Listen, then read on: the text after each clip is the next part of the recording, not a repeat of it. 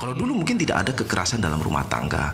Dasar hukumnya hanya diatur bagaimana penghinaan, begitu kan?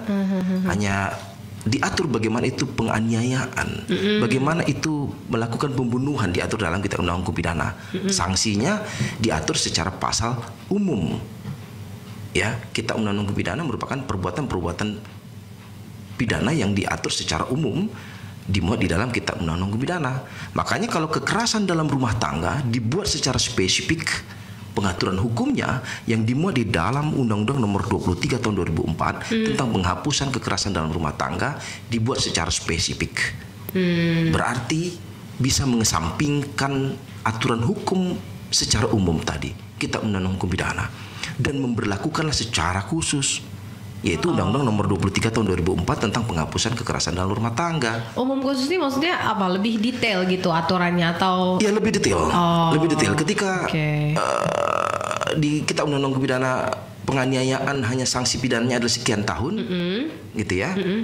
Kalau kekerasan dalam rumah tangga itu juga tidak ada dasar hukum yang diatur saat ini seperti diatur dalam Undang-Undang Nomor 23 Tahun 2004, maka berlakulah tentang Kitab Undang-Undang Hukum Pidananya, gitu ya. Jadi dibuat secara khusus. Jadi tidak hanya dibuat secara umum tentang bagaimana kekerasan di dalam rumah tangga, gitu.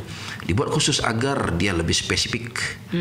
Turunannya juga jadi lebih banyak ya? Ya, mungkin. benar. Jadi bisa saja tahu akibatnya adalah mungkin yang melatar belakangi banyak sekali kekerasan dalam rumah tangga itu, marak sekali kekerasan dalam rumah tangga itu, atau dibuat semacam aturan secara spesifik akibat dari bisa saja tuntutan dari kaum wanita. Kemudian ada aktivis-aktivis wanita agar mengatakan adalah aturan khusus agar perempuan dilindungi, istri-istri dilindungi dari kekerasan dalam rumah tangga yang dilakukan oleh sang suaminya, begitu kan, atau sang bapak terhadap anaknya, gitu kan. Ini yang mungkin dibuat secara khusus agar ada pengaturan juga yang spesifik, kemudian supaya juga berhati-hati ada dasar hukum yang diatur secara khusus terhadap kekerasan dalam rumah tangga, gitu. Jadi ini secara tidak langsung juga memberikan peringatan kepada suami-suami, ya. Kekerasan itu tidak hanya sebatas yang kita bayangkan bagaimana kekerasan itu fisik. Oh, jadi ada kekerasan non verbal juga? Ya, secara verbal itu juga ada dasar pengaturan hukum bagaimana sanksi terhadap kekerasan verbal tadi yang mengumpat mungkin, menghina, ya, mencaci maki, mencemooh, menceritakan tentang masa lalu yang mengakibatkan dia itu patah semangat untuk beraktivitas, lalu lesu dia untuk menjadi seorang istri yang baik. Itu termasuk dalam kekerasan dalam rumah tangga juga? Termasuk. Jadi dia terancam, gitu kan. Dengan ancaman itu juga dia menjadi sebuah ancaman terhadap kehidupannya, dikurung, disekap, gitu kan. Kan banyak itu kejadian seperti itu. Yang sekarang sedang perkara itu adalah tentang kekerasan dalam rumah tangga yang dialami oleh Lesti Kejora dan siapa suaminya? Rizky Bilar itu, suaminya, begitu ya. Update sekali. Nah, sekarang sedang pembahasan itu menarik untuk dibahas. Saya malas juga bercerita tentang ini sebenarnya. Sebenarnya tema ini sebenarnya dari dulu saya ingin sampaikan, gitu kan. Ya karena saya juga seorang suami, gitu kan. Pertengkaran kan hal yang biasa. Tapi tulang lehernya udah retak, Bang, katanya. Ya, itu udah bergeser. Kalau yang sampai seperti itu ketika dibuktikan adalah benar, baru dapat menjadikan kategori perbuatan pidana yang diatur dalam Undang-Undang Nomor 23 Tahun 2004 tentang penghapusan kekerasan dalam rumah tangga. Itu kalau memang benar, itu memang biadab itu, gitu kan. Kalau memang benar. Seukuran Lesti, gitu kan, dengan seorang Rizky Bilar yang laki-laki angkat tangguh, besar dan gitu kekar kan. itu. Lesti kan badan kecil, imut-imut ya. Yang secara perlawanan mungkin secara fisik tidak akan mampu, gitu kan. Tapi kalau kekerasan dalam rumah tangga antara suami, misalkan kamu, Jess, suatu saat bersuami dan kamu adalah istrinya, ya iyalah. Saya yakin itu suamimu tidak akan berani dia memukul kamu karena hari-hari kamu muatailah olahraganya, mengepit-ngepit apa yang kamu kepit di tempat olahraga kamu, gitu. Kamu hari-hari menendang, memukul. Ini yang mungkin menjadi catatan bagi kita. Ternyata kaum wanita ini, yang kaum lemah ini, yang perlu dilakukan perlindungan. Jadi Siapa yang bilang wanita lemah? Nah ini kesetaraan gender ini kan menjadi kesetaraan gender ini adalah menginginkan ada kesetaraan antara laki-laki dan perempuan. Jadi mungkin olahraga yang kamu lakukan gitu kan hari-hari itu juga sebagai bentuk perlindungan terhadap kamu ketika suatu saat ada yang memperlakukan secara fisika tidak seimbang dengan apa yang kamu harapkan. Ketika kamu ingin diberlakukan kasih sayang ya, perhatian yang baik, tapi kekerasan yang kamu dapatkan, mungkin dia akan melakukan kekerasan secara fisik. Kamu sudah punya ilmu tangkisan. Meskipun perlu saya luruskan, saya mempelajari itu bukan karena untuk menghindari kekerasan rumah tangga sih, ya, sebagai pembelaan buat olahraga aja. Ya olahraga ngapa nggak jogging gitu kan? Kepikiran aja buat itu enggak loh. Iya memang buat ya salah satu lah, salah satu juga pembelaan diri. Jadi memang dalam ajaran agama kami bela diri itu termasuk olahraga yang disunahkan. Yang berkuda dan bela diri gitu. Kenapa? Kita tidak tahu perkembangan zaman. Suatu saat akan marak mungkin laki-laki begitu menganggap rendah seorang wanita sehingga lemahannya itu dimanfaatkan. Kelemahannya dimanfaatkan untuk melakukan kekerasan verbal ataupun. Dan dewasa ini memang terjadi ya Bang ya, banyak kasusnya di pengadilan ya. Banyak sekali. Artis-artis kita pun mempertontonkan itu sepertinya. Dan banyak yang tidak diungkap sebenarnya ketika di tempat keramaian ya, di tempat transportasi umum gitu, secara tidak langsung kekerasan verbal itu sudah sering terjadi. Dasar hukum mungkin yang tidak mengatur secara kuat sehingga orang lebih memilih untuk diam saja karena kejahatan verbal gitu kan. Misal mohon maaf itu montok sekali gitu kan. Itu sudah termasuk kekerasan verbal. Ya, itu pelecehan seksual.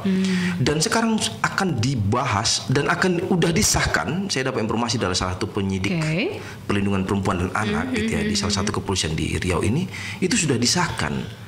Jadi hanya dengan sekadar menyatakan mohon maaf, sekali lagi mohon maaf, wow montok gitu kan. Wow begini anumu gitu kan. Itu sudah termasuk kejahatan verbal. Ketika dia merasa dirugikan akibat dari statement itu, dia bisa menyampaikan, dia bisa melaporkan, dia bisa membuat pengaduan ke kantor polisi terkait dengan ada dasar hukum yang mengatur terhadap kejahatan verbal seksual itu. Mengenai pembuktian bagaimana? Tugas kepolisian ini sebenarnya menjadi sebuah kinerja yang butuh profesional tinggi gitu. Ini salah satu menjadi keluhan bagi penyidik ketika ada laporan dugaan pidana itu. Ketika dia hanya berdua di sebuah tempat sunyi, begitu dia sampaikan itu. Seorang laki-laki menyampaikan tentang itu, tentang hai montok itu kan. Ada dasar hukum mengaturnya, ada sanksi pidana. Lalu ketika itu dilaporkan ke kantor polisi, polisi harus menindaklanjuti dari laporan atau pengaduan masyarakat. Bagaimana polisi mencari saksi dan bukti ketika tidak disiapkan oleh yang pelapor gitu kan?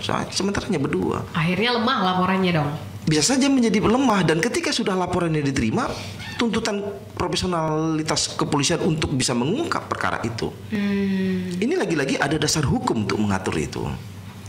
Ada dasar hukumnya, berarti sampai ke sini bangsa kita untuk mengatur secara detail gitu. Ya. Mungkin itu hal yang lumrah dan banyak terjadi, dan sampai berapa waktu lalu pun masih ada terdengar tentang kejahatan verbal seksual itu. Dan sepertinya mulai dibiasakan ya. Ya, jadi hal yang menjadi permakluman. Ya, mungkin hal yang dimaklum, hal yang dapat ditoleransi saat ini. Padahal itu ketika melanggar hukum bisa dilakukan upaya hukum. Jadi intinya apa? Sekarang kita harus berhati-hati.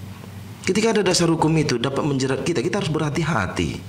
Terutama dalam menggunakan ITE itu, ilmu teknologi dan elektronik gitu kan, informatika. Kita menyebarkan informasi rahasia pribadi seseorang saja, baik nomor handphone atau data pribadi, itu bisa ada sanksi pidana juga sekarang. Kalau tanpa izin dari si pemilik identitas. Baik. Jesse minta dong nomor Parlin dan KTP-nya kirimkan, ada fotokopi KTP Parlin samamu? Ada. Aku dekat sama Parlin gitu. Kirimkanlah gitu. Aku tidak terima, ternyata yang meminta itu adalah orang yang tidak bertanggung jawab terhadap data pribadi saya. Apakah digunakan untuk kepentingan politik kah, perlindungan, mendukung si A, dibuktikan ini KTP dan ini lain-lain, aku dirugikan. Iya. Jadi jangan main-main sama data pribadi orang ya. Iya. Jangan disebar. Kalau di luar negeri saya pernah membaca itu, dan saya juga pernah mendengar di KTP-nya di luar negeri itu, saya sebutkan di mana, Amerika atau di mana, itu tidak ada menyebutkan nama agama. Agama apa, status kawin juga tidak menyebutkan. Karena itu mengenai pribadi. Begitu mereka menyimpan tentang kepentingan pribadi. Begitu juga tentang aib rumah tangga. Kenapa sangat minim laporan-laporan terhadap kekerasan dalam rumah tangga? Padahal dasar hukumnya ada. Sangat minim di sini bukan berarti tidak ada laporan-laporan kekerasan dalam rumah tangga ke pihak kepolisian ya, dan mengajukan gugatan perceraian di pengadilan. Tapi karena aib.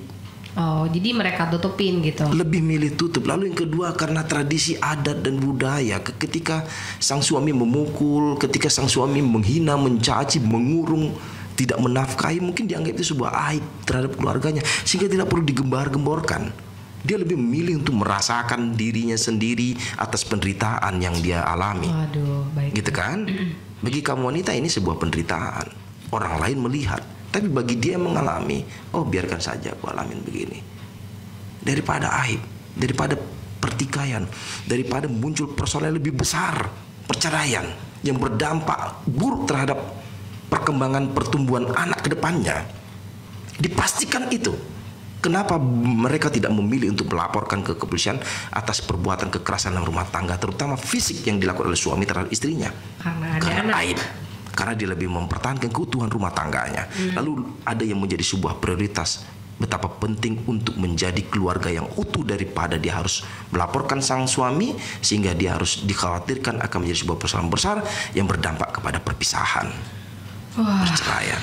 Itu sekali pernikahan. Itu dilematis. Nah, jangan dianggap sebuah rumit pernikahan itu, sehingga itu mungkin yang mengakibatkan kamu sampai sekarang ini. Baik. Tapi itu Jess. Apa tuh? Orang kan lebih memilih sebuah pertimbangan. Ya memang benar apa yang kamu sampaikan gitu kan. Kenapa engkau sampai sekarang belum kawin? Karena aku dapat kabar dari teman-temanku tentang tidak enaknya berumah tangga. Aku dapat cerita dari temanku, dia mengajukan gugatan perceraian akibat suaminya tidak menafkahi, akibat suaminya selalu memukul, akibat suaminya menghina, narkoba, miras, judi, main perempuan. Kompleks banget tuh. Sudah sempurna pun ternyata dia seorang ada aja nodanya, tidak bekerja gitu kan. Ada aja sempurna Jess. Iya ya. Tidak narkoba, tidak judi, tidak main perempuan, tidak kekerasan dalam rumah tangga, baik, tapi ada satu tidak bekerja, ganteng tidak bekerja. Aduh. Sia-sialah semuanya. Jadi ketika ingin mencari yang sempurna, tidak akan ada yang kesempurnaan dimiliki. Karena gitu kesempurnaan hanya milik Tuhan. Benar. Lalu kemudian saling menutupi. Ketika itu yang membuat orang khawatir. Untuk memilih rumah tangga adalah mencari sebuah kebahagiaan itu.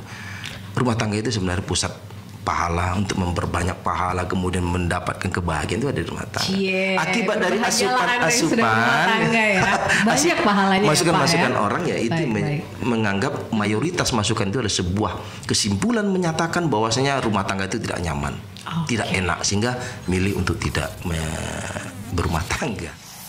Apa saja sih dasar hukumnya sih kekerasan dalam rumah tangga ini, Bang? Ya kalau kita melihat secara spesifik tentang pengaturan hukum penghapusan dalam kekerasan dalam rumah tangga ini, itu nanti kan kita bisa secara detail nanti kita akan bahas mengenai pasal-pasal sanksi pidana, yaitu diatur dalam Undang-Undang Nomor 23 Tahun 2004 tentang penghapusan kekerasan dalam rumah tangga.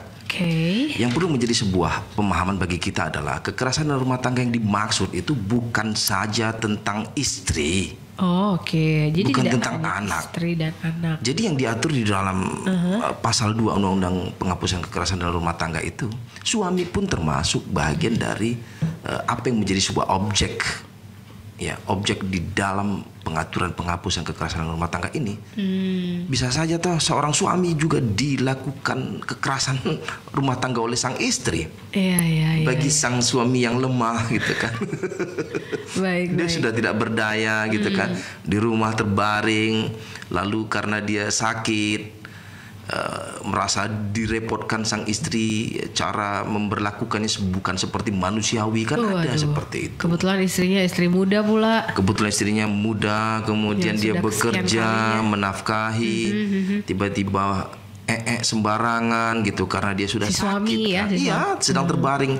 Ya dilakukan penganiayaan, kekerasan dalam rumah tangga. Lalu nangis, begitu ada penderitaan itu. Ya, jadi kekerasan rumah tangga ini sebenarnya melatar belakangi untuk membuat pengaturan secara khusus hukum, karena di dalam Kitab Undang-Undang Hukum Pidana itu tidak membuat tentang kekerasan secara kekeluargaan itu, di dalam KUHP tidak mengatur demikian.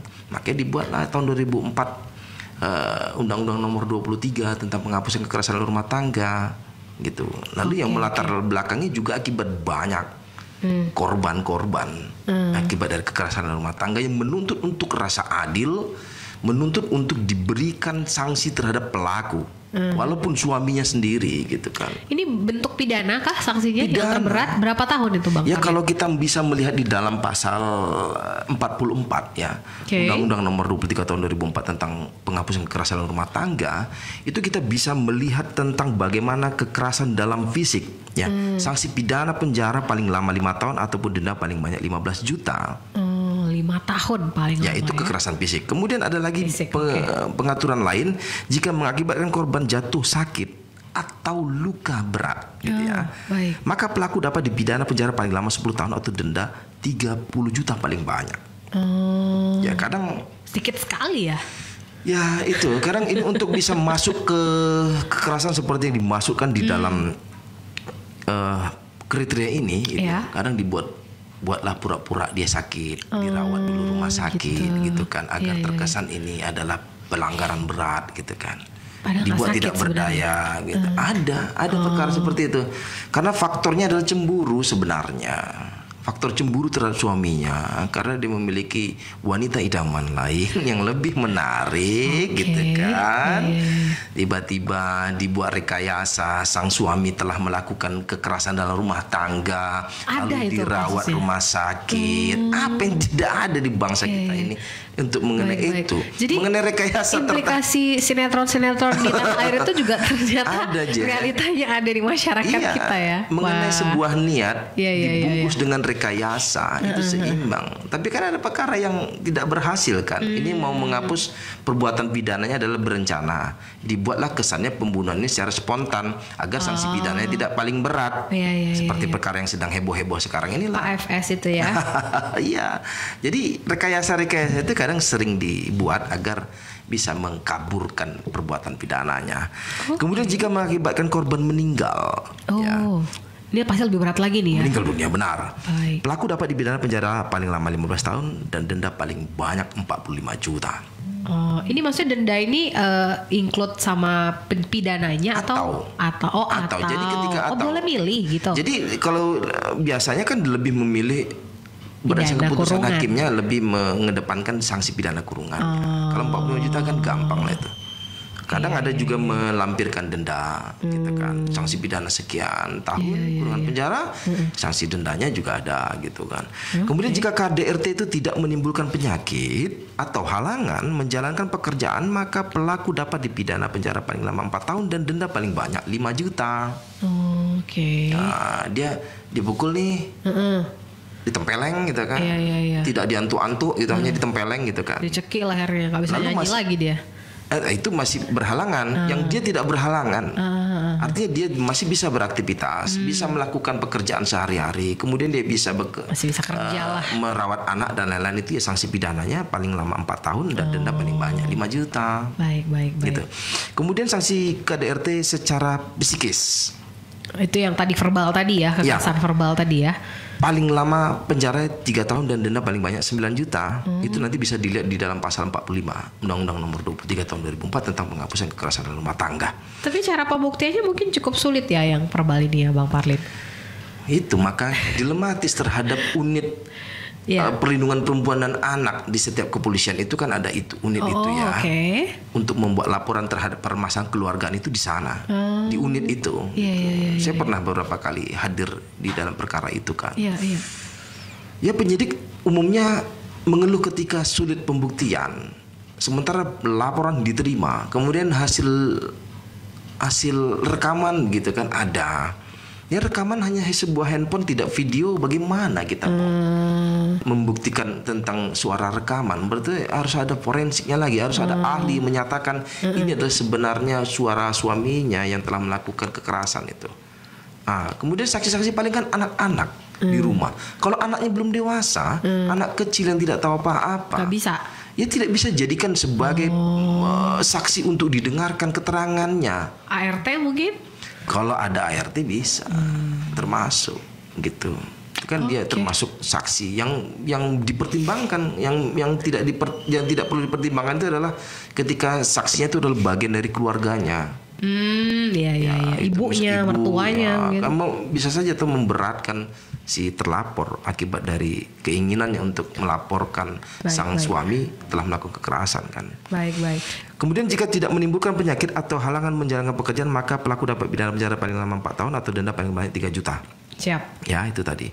Kemudian sanksi pidana penjara paling lama 12 tahun atau denda paling banyak 36 juta bagi kekerasan dalam rumah tangga berbau seksual.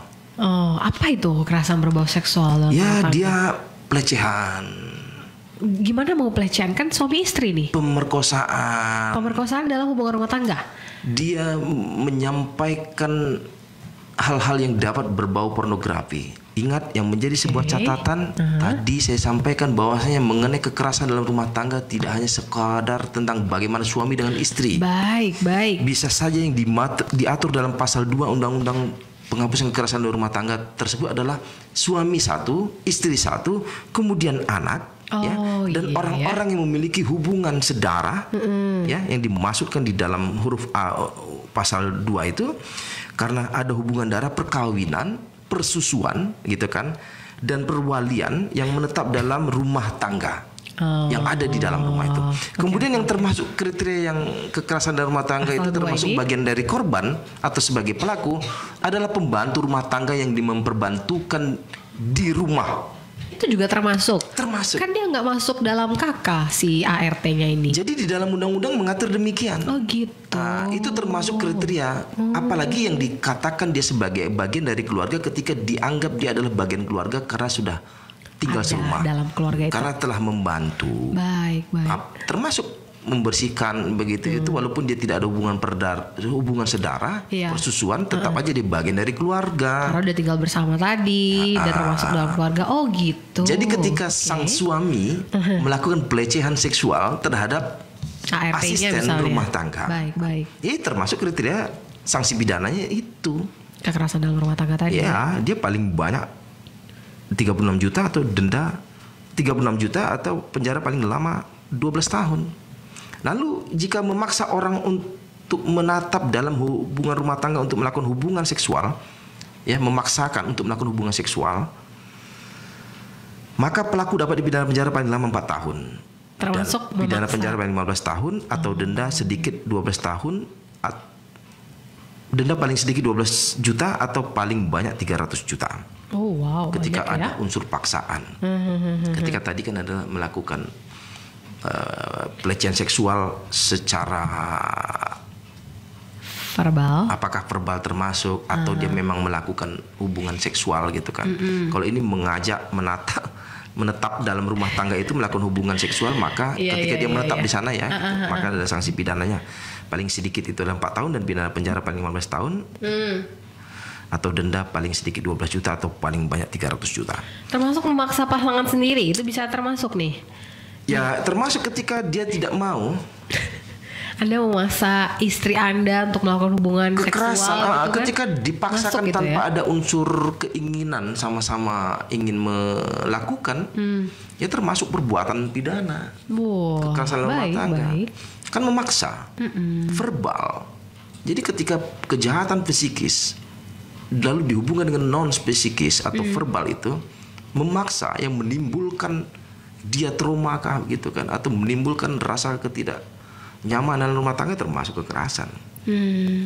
Kemudian jika mengakibatkan korban luka yang tidak memberi harapan sembuh pada pelaku dapat dipidana penjara paling lama, paling singkat 5 tahun atau denda paling sedikit 25 juta atau paling banyak 500 juta dan paling lama sanksi pidana kurungannya adalah 20 tahun. Lama Itu sekali nanti ya. bisa dilihat dalam pasal 48 Undang-Undang nomor 23 tahun 2004. Luka lalu tidak ada harapan sembuh. Contoh misalnya masih perawan. Lalu dipaksa melakukan hubungan badan. Lalu kan sudah tidak akan sembuh itu kan. Oh, oke. Bisa memulihkan lagi kondisi keperawanan seperti semula dari lahir?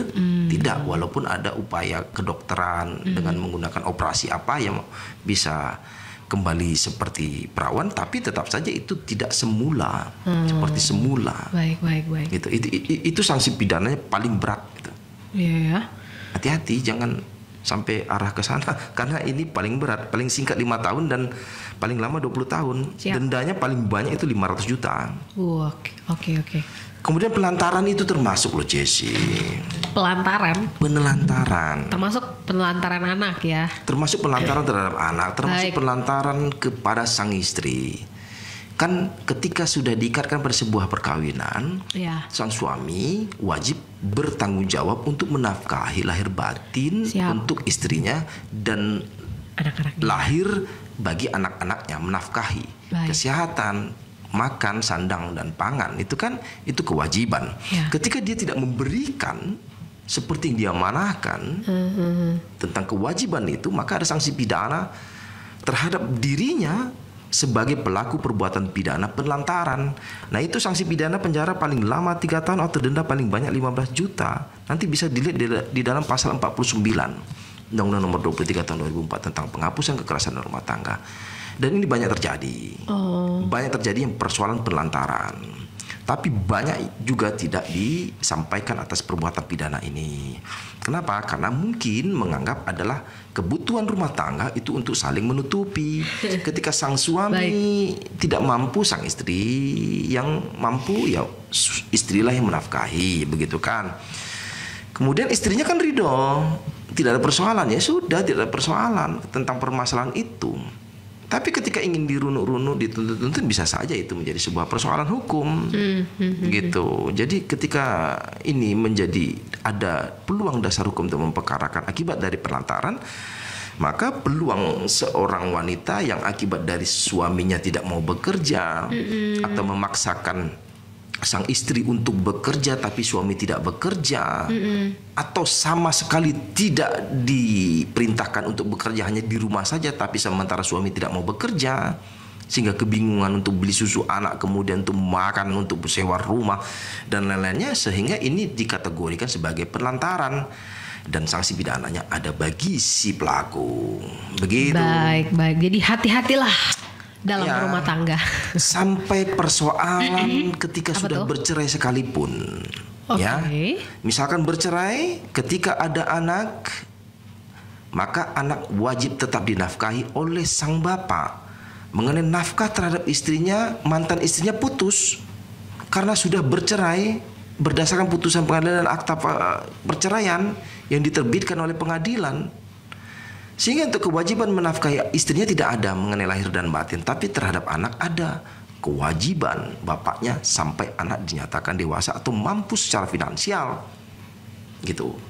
Jadi ketika dia tidak nafkahi, makanya masuk kepada pasal ini, ya, pasal terhadap bagi sang bapak yang melantarkan anaknya tidak menafkahi, ada sanksi pidana paling lama 3 tahun atau denda paling banyak 15 juta. Nanti bisa dilihat di dalam pasal 49 Undang-Undang Penghapusan Kekerasan dalam Rumah Tangga. Baik. Itu poin penting itu, dan banyak kejadian seperti itu. Dan orang sering konsul kepada saya ketika sudah bercerai pun dia tidak menafkahi, gitu kan. Bisa dilaporkan ya? Bisa dilaporkan, apalagi ketika ada putusan pengadilan menyatakan bahwasanya bercerailah suami dan istri ini, lalu terhadap anak dinafkahi oleh sang bapak, sebulannya ada sekian rupiah setiap bulannya sampai anak menjelang dewasa. Putusan itu kadang menjadi sebuah dasar untuk mengajukan dugaan perbuatan pidana pelantaran terhadap bapaknya ketika dia tidak menafkahi terhadap anak-anaknya. Dan ada kejadian seperti itu. Jadi Ada upaya secara eksekusi yang dilakukan oleh sang ibu mungkin terhadap anaknya, apakah meminta kepada pengadilan untuk mengeksekusi terhadap mantan suaminya agar membayar biaya-biaya nafkah tertunggak. Misalkan 2 tahun dia tidak pernah nafkahi, memohon kepada pengadilan untuk dieksekusi karena putusan pengadilannya ada menyatakan sekian juta per bulan terhadap anaknya. Ketika dia tidak lakukan selama 2 tahun, pengadilan bisa melakukan eksekusi atas permohonan yang dilakukan oleh sang ibu atau kepada sang anak gitu. Baik, baik. Ada satu pertanyaan ini sebenarnya tadi sudah terjawab, tapi kita ulangi saja dari Kak Feni. Apakah undang-undang KDRT hanya untuk wanita atau ada KDRT yang menimpa para suami? Contohnya seperti apa ya, Bang Parlin? Ya, kan tadi sudah saya jelaskan mengenai penghapusan kekerasan dalam rumah tangga ini tidak hanya sekadar tentang seorang istri yang dilakukan kekerasan oleh pada suaminya, Kemudian undang-undang penghapusan kekerasan dalam rumah tangga ini juga secara detail menyampaikan bukan terhadap istri, juga terhadap suami, juga terhadap anak, atau terhadap keluarga persusuan, kepada keluarga sedara, kemudian keluarga yang dianggap adalah sebagai satu pengasuhan gitu kan, atau perwalian. Dan poin yang selanjutnya adalah ketika ada asisten rumah tangga atau ada pembantu yang bekerja di rumah tangga dan dia termasuk bagian dari keluarga, ketika dia dilakukan kekerasan oleh sang suami atau kepada sang istri atau anak yang sudah dewasa memberlakukan kekerasan terhadap asisten rumah tangga, bisa dikategorikan apa yang dimaksudkan di dalam Undang-Undang Nomor 23 Tahun 2004 tentang penghapusan kekerasan dalam rumah tangga. Baik, satu lagi Bang Parlin dari Kang Kusoy. Assalamualaikum Pak Parlin. Waalaikumsalam. Apa saja bentuk KDRT? Apakah menelantarkan anak, kemudian istri itu termasuk KDRT? Lalu ada nih pasangan rumah tangga yang masih satu atap ya, tapi istrinya sering jalan-jalan dengan pria idaman lain, itu termasuk KDRT juga kah? Ya. Terima kasih. Jadi kekerasan dalam rumah tangga yang diatur di dalam Undang-Undang Nomor 23 Tahun 2004 tentang penghapusan kekerasan dalam rumah tangga itu adalah, pertama adalah kekerasan terbuka, ya, atau yang disebut dengan overt. Overt ini kekerasan fisik yang dapat dilihat, ya, apakah seperti perkelahian, apakah kemudian ada pukulan, kekerasan-kekerasan yang berupa fisik, ya, mendorong sampai membunuh, itu termasuk dari kekerasan terbuka. Yang kedua adalah kekerasan tertutup. Kekerasan tertutup ini adalah biasanya dikenal dengan kekerasan psikis atau emosional, ya. Kemudian kekerasan ini sifatnya tersembunyi seperti ancaman, ya. Kemudian ada hinaan-hinaan, cemooh, kemudian menyebabkan korban tidak semangat, susah tidur, tidak ada percaya diri, kemudian dia tidak berdaya, kayak merasa diteror, itu yang sifatnya adalah kekerasan tertutup. Kemudian kekerasan seksual, ya. Kekerasan seksual itu seperti saya jelaskan, ya, apakah dia termasuk bahagian dari kekerasan seksual secara langsung fisik gitu kan, atau secara verbal, kemudian dia mungkin melecehkan hanya memegang atau dengan menatap dengan wajah yang penuh gairah begitu, termasuk di dalam kekerasan seksual. Kemudian kekerasan finansial, itu juga termasuk bagian dari penelantaran itu, yaitu termasuk ketika dikategorikan sebagai kekerasan finansial ataupun definisi kekerasan yang dapat dilakukan secara eksploitasi ataupun secara bersamaan terhadap seorang anak gitu kan, misal itu.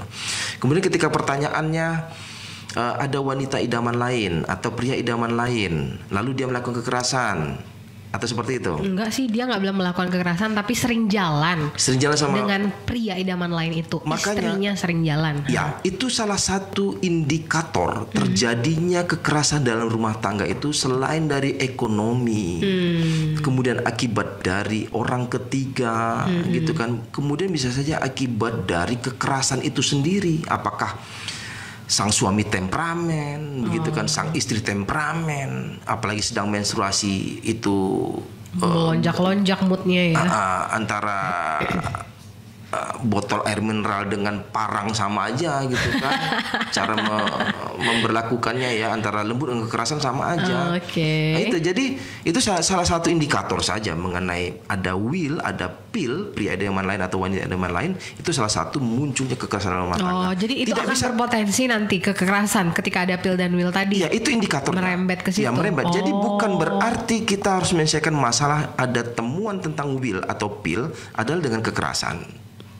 Tapi biasanya indikatornya akan merembet ke kekerasan nanti. Akan, tetapi bukan itu penyelesaian dan bukan menjadi sebuah toleransi bagi sang pelaku untuk melakukan kekerasan karena ada faktor will dan feel. Paham. Bisa dilakukan upaya, apakah misal kategori perzinahan? Mungkin. Ya, apakah bisa dibuktikan dia telah melakukan perzinahan? Masukkan pasal perzinahan. Ya, atau mau lebih ekstrim, ya sudah pisah karena ketahuan. Karena kan persoalan prinsip ketika tidak mampu dipertahankan, lalu tidak ingin ada perbaikan terhadap mengenai prinsip ini, udah ini sebuah kesalahan paling berat, atau memang mau ditoleransi untuk dimaafkan agar dipertahankan rumah tangganya, ya ayo. Tapi kalau dia tidak, ajukan gugatan perceraian. Karena di dalam dasar untuk mengajukan gugatan perceraian ketika ada seperti temuan itu, hakim mengabulkan. Tapi bisa dibuktikannya ada saksi dengan bukti-bukti. Jadi jangan langsung ujuk-ujuk melakukan kekerasan dalam rumah tangga ya. Ya. Ketika ada pil itu dan bukan will solusi, tadi. bukan solusi. Maka itu dibuat perlindungan itu untuk dasar hukumnya adalah Undang-Undang Nomor 23 Tahun 2004 dengan ada permasalahan-permasalahan itu bukan diselesaikan dengan kekerasan.